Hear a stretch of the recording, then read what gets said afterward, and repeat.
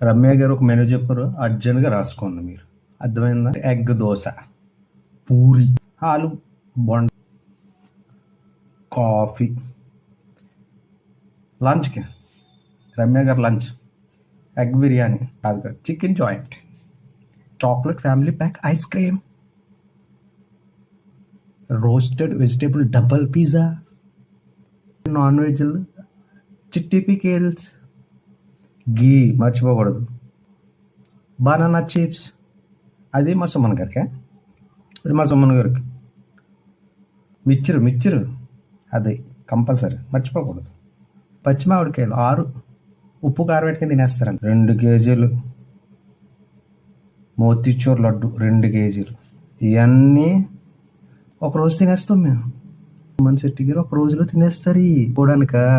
తినడానిక తల్లి రమ్య గారు.